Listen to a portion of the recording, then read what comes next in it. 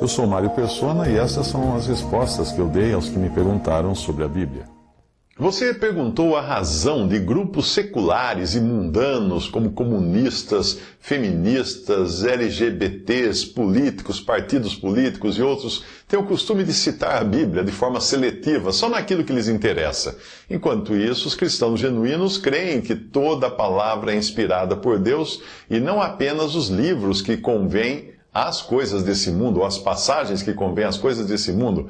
Você continuou dizendo que membros de grupos homossexuais usam os evangelhos, porém evitam passagens que condenam suas práticas. O mesmo acontece com espíritas, que evitam as partes que condenam a necromancia.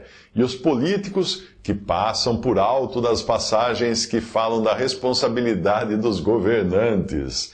A verdade é que isso não é novo e nem exclusividade de grupos seculares como esses que você citou, mas também envolve muitos que se dizem tementes a Deus. Já nos tempos de Jesus na terra, isso era feito pelos fariseus e ele denunciou o modo como malandramente negavam a palavra de Deus para satisfazer seus interesses. Essa passagem que Jesus menciona é um exemplo disso.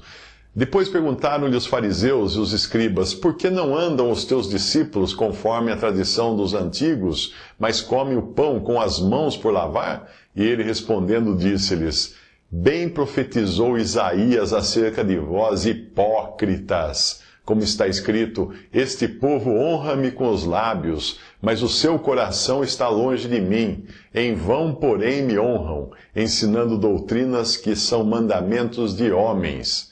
Porque deixando o mandamento de Deus, retendes a tradição dos homens, como o lavar dos jarros e dos copos, e fazei muitas outras coisas semelhantes a estas.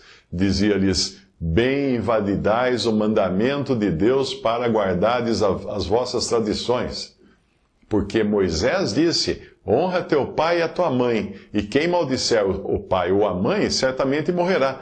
Vós, porém, dizeis: se um homem disser ao pai ou à mãe, aquilo que poderias aproveitar de mim é corbã, isto é, oferta ao Senhor.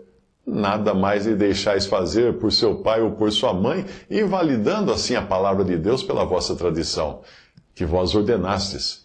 E muitas coisas semelhantes a estas fazeis. Marcos 7, de 5 a 13. Mas não são apenas grupos declaradamente avessos à palavra de Deus e a obedecê-la, que usam seletivamente a Bíblia apenas naquilo que lhes convém. Existe uma tendência até mesmo na religião institucionalizada de fazer a mesma coisa, usando o argumento de que nem tudo que está na Bíblia é palavra de Deus. Não faz muito tempo, até uma religião tão legalista quanto a CCB alterou os seus pontos de doutrina e censurou alguns hinos do seu inário que continham a frase: a Bíblia é a palavra de Deus. Agora, eles professam que a Bíblia contém a palavra de Deus. O argumento é que passagens como a de Gênesis, quando o diabo fala a Eva, não seriam a palavra de Deus, mas a palavra de Satanás. Eu não sei se isso é apenas ignorância ou é maldade deliberada que faz alguém não perceber que jamais saberíamos o que o diabo disse, a menos que o próprio Espírito Santo de Deus nos tivesse contado na sua palavra. A menos que alguém tenha recebido um WhatsApp de Satanás contando o que ele falou lá no Éden para Eva, nós só sabemos da conversa porque nós a ouvimos diretamente de Deus. Portanto, ela é a palavra de Deus, contando para nós isso. Ao considerar a Bíblia sujeita ao juízo do leitor para decidir o que nela é ou não palavra de Deus, qualquer um fica muito à vontade para escolher as passagens que lhe agradam, as quais, evidentemente, não serão as mesmas de pessoas com outros gostos e opiniões. Aliás, isso também é feito usando de outra estratégia que eu já vi muitos cristãos professos utilizarem. Ao apontar para uma passagem na Bíblia, a pessoa retruca assim: ah, mas isso não é a palavra de Deus, isso é a palavra de Paulo. Nessa hora eu fico espantado com a capacidade da pessoa de reconhecer passagens que têm a caligrafia de Deus e as que têm a caligrafia dos apóstolos e profetas. Mas espera um pouco. Deus pode até escrever por direito, por linhas tortas, mas na Bíblia nós temos pouquíssima coisa escrita diretamente pela mão de Deus. Nós temos os 10 mandamentos escritos pelo Senhor 2 vezes em tábuas de pedra, em Êxodo 24 e Êxodo 31. Temos a frase escrita na parede do palácio de Belsazar, Mene, Mene, Tekel, Ufarsim, e também em Daniel 5, quando Jesus... isso foi em Daniel 5. E também temos quando Jesus foi visto escrevendo sobre a terra em João 8. Não sabemos o que ele escrevia. Pode existir mais alguma passagem, mas eu não me lembro. Os que negam a inspiração divina das Escrituras de Paulo ignoram que ele foi inspirado por Deus para revelar a palavra, e homens assim são chamados por Pedro de indoutos e inconstantes, esses que ignoram. É uma maneira educada de Pedro chamá-los de ignorantes, e Maria vai com as outras. Afinal, o próprio Pedro coloca os escritos de Paulo no mesmo patamar de inspiração com as outras escrituras, referindo-se ao cânon inspirado do Antigo Testamento. Veja a passagem.